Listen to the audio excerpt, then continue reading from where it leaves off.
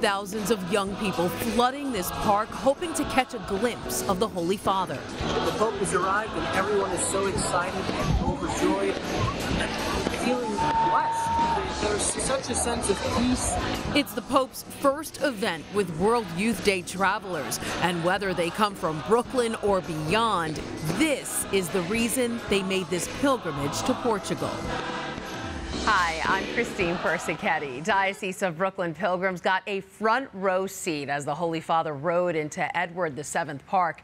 The welcome ceremony saw music and prayer, but most importantly, a chance for young people to connect with the Pope. Currents News' Jessica Easthope joins us now to talk about this once-in-a-lifetime experience. Hi, Jess. Hi, Christine. I'm going to try my best to relate to you and to our viewers the excitement and pure joy that pilgrims felt the moment they laid eyes on Pope Francis. For those who were able to watch him whiz through the crowd, they called it a faith-defining moment. And I'll let them show you just exactly what that was like. We just saw the Pope! We can't stop crying. We just saw the Pope. Grace Lugo and Stephanie Scotto, pilgrims from Our Lady of Sorrows in Corona, Queens, were moved to tears. Still in disbelief, the crowd of pilgrims from the Diocese of Brooklyn welcomed Pope Francis to Edward VII Park, along with hundreds of thousands of their peers. I got the chills so much. I've heard so many people say oh, you feel like a presence of God when you see the Pope, but it actually was pretty crazy. Julia Galante, a pilgrim from St. Patrick's Church, said listening to Pope Francis's message was surreal. Through a translator, he began his address by telling them they were all called to World Youth Day by Christ. You are not here by accident. The Lord has called you, not only in these days, but from the very beginning of your days. Indeed, he has called you by name. A message Julia felt was being delivered to her personally. A few months ago, I didn't even know I was going on this trip. So it's I don't know, I think that's crazy because I really wanted to go on this trip to feel closer to God. It's really made an impact. Pope Francis also reminded young people in attendance the church is for everyone, no matter your background. In the church, there is space for all. There's room for everyone in every language. The Holy Father was inviting us to continue to let that resound within us. So are you guys happy to be here?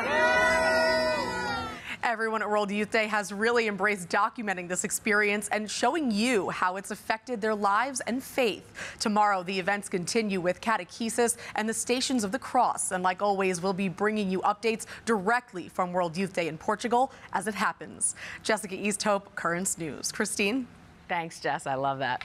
An update now on that Diocese of Brooklyn pilgrim who made hundreds of friendship bracelets for World Youth Day. We are getting our first images of Isabella Wagner trading the beads of faith with pilgrims from around the world. Young people have also been adding their prayer intentions to a set of giant rosary beads. It was handcrafted by the young parishioners of St. Bernard Church in Brooklyn. Francis has also been getting into the crafting mood. We are now calling him Pope Francis the Painter. He added the final touches to this nearly 2-mile-long mural created by the educational movement Scholas Correntes. The Holy Father visited the organization's headquarters located west of Lisbon to talk with the young people and, of course, add his brushstrokes. Our special World Youth Day correspondent, Elise Allen, has been following Pope Francis every step of the way. She joins us now from the busy media center. Hi, Elise.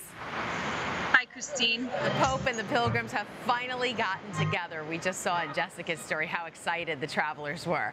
And the Pontiff had said on the plane heading there that the pilgrims make him feel younger. What do you think now? Are we seeing a different Holy Father?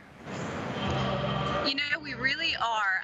I think he was already energized when we saw him on the plane over, talking about how much he felt this would rejuvenate him. And we're seeing that now as he's, been with the youth for the first time. He's just always so energized and so pumped when he's with the young people. And he told them himself when he got, to his evening event, how much he loved the noise they were making, you know. So we really are seeing Pope Francis light up and sort of come alive himself as he's finally meeting the young people for World Youth Day. Right, and Wednesday afternoon, the Pope had a private meeting with the victim survivors of clerical sex abuse in Portugal. Elise, you're our insider. What can you tell us about it? You know, honestly, we can't say much still.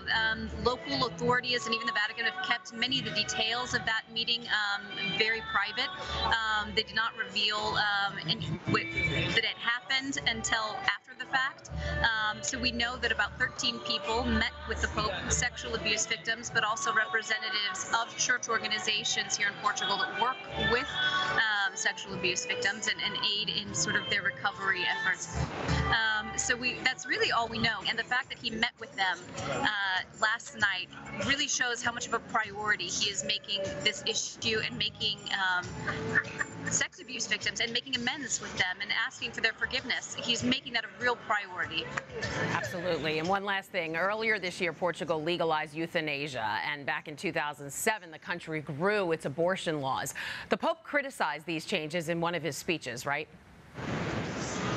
Yes, he did. It was his opening speech. He was speaking to Portuguese authorities. Both the president and the prime minister were there, amongst many others. And, you know, they were passing remarks, but that's the way Francis often does it in these contexts. You know, he made a comment, you know, about needing to respect life.